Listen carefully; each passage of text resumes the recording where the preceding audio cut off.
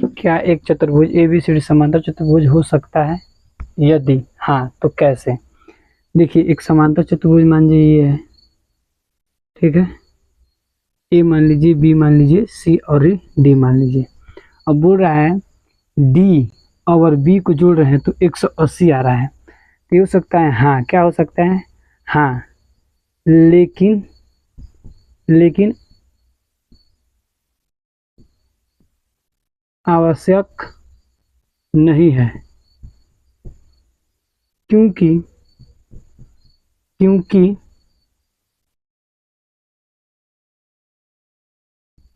आयत के सम्मुख सम्मुख सम्मुख कोण का योग 180 होता है पर विषम कोण चतुर्भुज समचतुर्भुज ऐसा नहीं होता है। मतलब हाँ हो सकता है, हाँ हो सकता है, लेकिन आवश्यक नहीं है, क्योंकि आयत के सम्मुख कोण का योग 180 होता है, ठीक है, पर विषम कोण समचतुर्भुज ऐसा नहीं होता है। अब दिया है, एक और बनाएंगे यहाँ पे समांतर चतुर्भुज। रुक जाइए, ठीक। इसको भी ए मान लेंगे, बी मान लेंगे, सी मान लेंगे और डी मान लेंगे।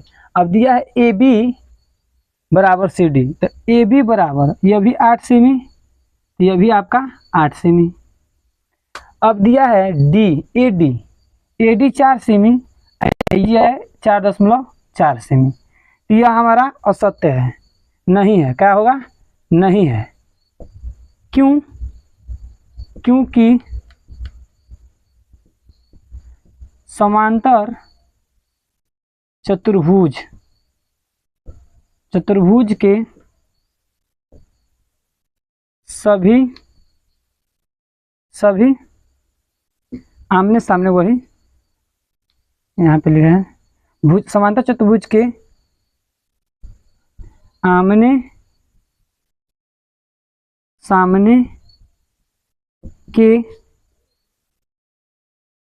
आमने सामने के भुजाएं बराबर होती है। क्या होती है?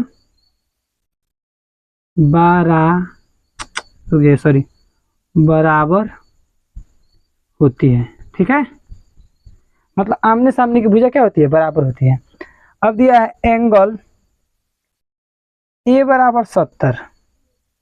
यहाँ एक और बनाएंगे figure, A B C D. तो एंगल तुम्हारा 70 ए दिया है, 80 तुम्हारा दिया है 65। यह हमारा क्या है? असत्य है। क्या है? असत्य है। क्यों? क्योंकि समांतर चतुर्भुज के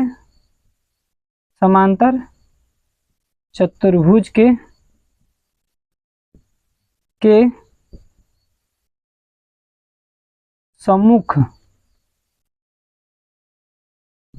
कोण बराबर होते हैं।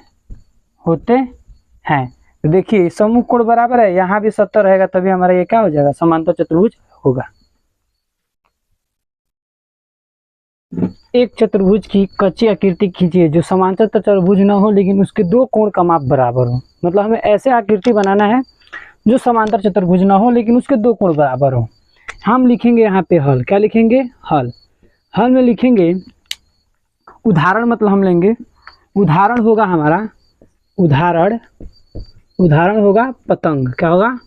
पतंग। क्यों?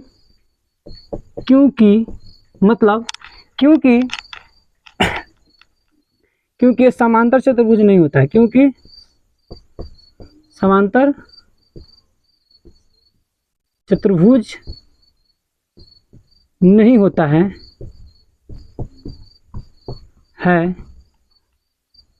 लेकिन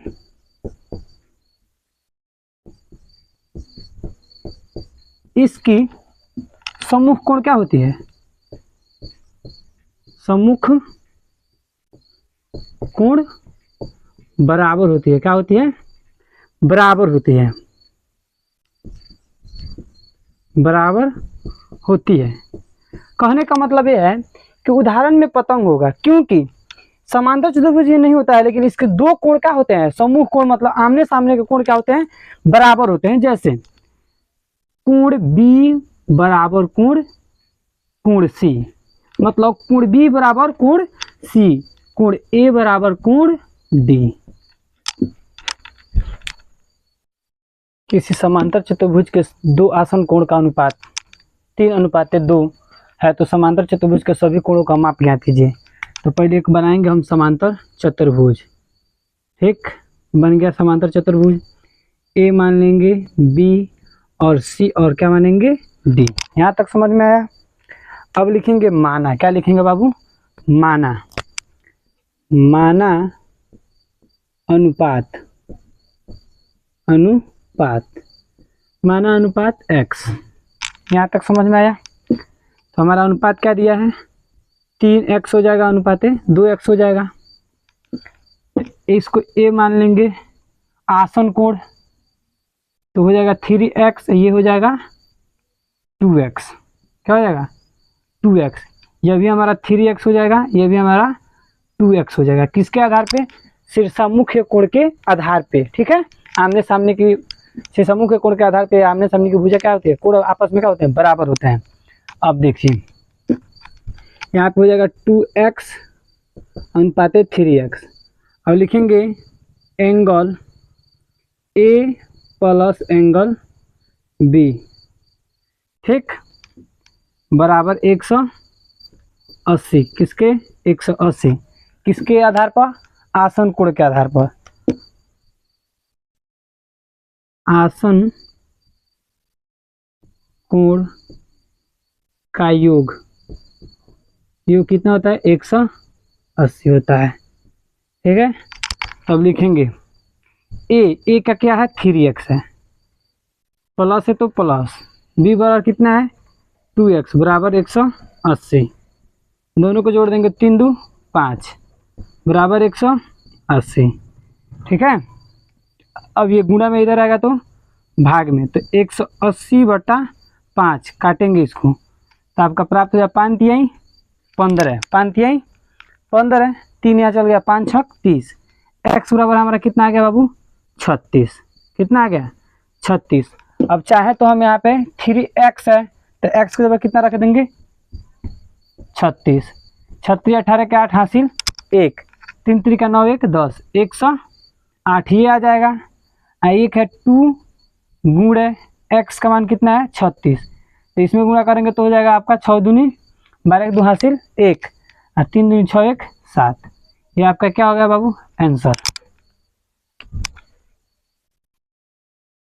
हल क्या लिखेंगे, हल लिखेंगे। ठीक है, देखिए कोई टेंशन नहीं, आराम से एक क्वेश्चन समझिए, सबसे बेहतर है। किसी समांतर चतुर्भुज के आसन कोण का माप बराबर है। समांतर चतुर्भुज के सभी कोणों का माप ज्ञात करना है, आसन कोण के माप बराबर है। सबसे पहले हम लिखेंगे प्रश्नानुसार, क्या लिखेंगे, प्रश्न अनुसार चतुर्भुज, क्या लिखेंगे, चतुर्भुज ए बी सी डी एक आयत है, एक क्या है, आयत है। यहाँ तक आया समझ में। देखिए किसी समांतर मतलब समांतर चतुर्भुज आप जानते हैं, आसन कोण मतलब आमने सामने। अभी बना रहे हैं, फिगर समझाएंगे। देखिए ऐसे एक फिगर बना देंगे, इसको ए मान लेंगे, बी मान लेंगे, सी मान लेंगे और डी मान लेंगे। ए और बी क्या है, आसन कोण है। क्या है, आसन कोण है। अब लिखेंगे माना कि एंगल ए बराबर एंगल बी बराबर एक्स, मतलब इसको भी एक्स मान लिया और इसको भी एक्स मान लिया। आया समझ में।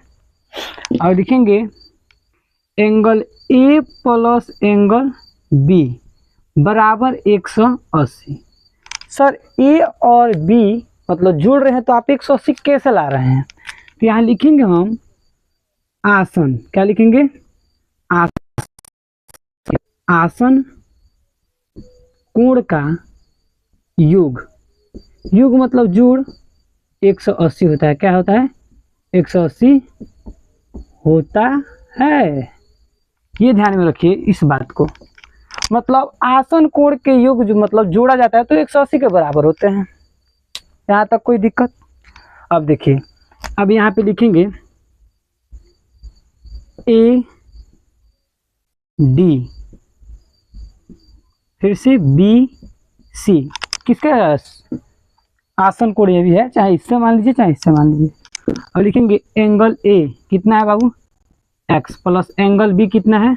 एक्स, बराबर 180 आया यहाँ तक समझ में? एक्स एक्स जोड़ेंगे तो कितना बाबू? 2x हो जाएगा। आया समझ में? 2x बराबर 180। अब ये गुणा में इधर आएगा तो भाग में, x बराबर कितना हो जाएगा? 90। ठीक, अब हम बोले हैं x का मान कितना निकल गया? 90। तो यहाँ लिखेंगे a बराबर b बराबर c बराबर d बराबर 90। मतलब सभी कोण का मान क्या है? 90 90 है। क्यों? आसन सम्मुख कोण आपस में क्या होते हैं? बराबर होते हैं। तो a बराबर c और b बराबर d, तो b का मान 90 तो d का मान भी 90 आएगा। ठीक है, संलग्न आकृति HOPE एक समांतर चतुर्भुज है जिसमें एक्स वाई कोण का मान ज्ञात करना है और कैसे गुण बताना है। तो देखिए यहाँ पे लिखेंगे 70, क्या लिखेंगे? 70 यहाँ पे। तब लिखेंगे प्लस, अब लिखेंगे POH बराबर 180, किसके आधार पर? रेखीय युग्म। आया समझ में? रेखीय युग्म। अब देखिए इसको हल करेंगे, 70 को उधर ले जाएंगे तो POH बराबर आपका कितना आ जाएगा बाबू? 110 आ जाएगा। डायरेक्ट कर दिए हैं, घटा लीजिएगा। ठीक है, 110 आ जाएगा। ये प्लस में इधर आएगा तो माइनस में, तो जब हमारा 110 का आ जाएगा ऊपर बन रहा है ऊपर। अब लिखेंगे H, एंगल HEP मतलब E, यहाँ पे E बराबर एंगल POH बराबर 110 मतलब x। ठीक, x किसके आधार पर? सम्मुख कोण के आधार पर। सम्मुख कोण, सम्मुख कोण क्या होते हैं? बराबर होते हैं। तो यहाँ लिखाएगा x बराबर कितना? 110। आया समझ में? किसके आधार पर? सम्मुख कोण के आधार पर। अब लिखेंगे हम यहाँ पे y बराबर 40। सर y बराबर क्यों 40 लिख रहे हैं? तो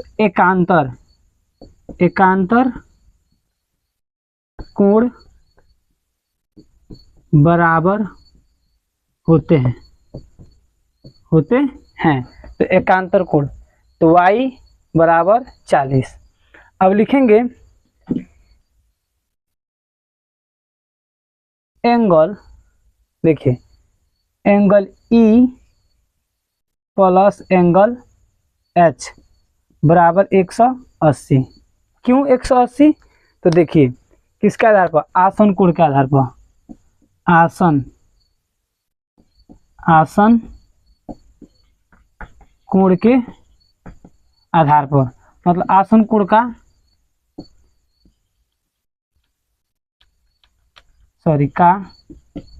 योग 180 होता है, 180 होता है। तो यहाँ पर हल करेंगे E बराबर 110, क्यों? यहाँ पे सम्मुख कोण के आधार पर। ठीक, प्लस है तो प्लस। E बराबर देखिए दो पार्ट में दिया है, 40 प्लस Z बराबर 180। अब यहाँ पे क्या करेंगे? जोड़ेंगे, आपको हो जाएगा 150। अब 150 प्लस Z बराबर 180। अब 150 इधर जाएगा तो माइनस में हो जाएगा, तो 180 में से जाएगा 150 तो कितना हो जाएगा 30, कितना हो जाएगा 30। अब देखिए z बराबर 30, y बराबर 40, x बराबर 110, तीनों निकल गया कारण सहित।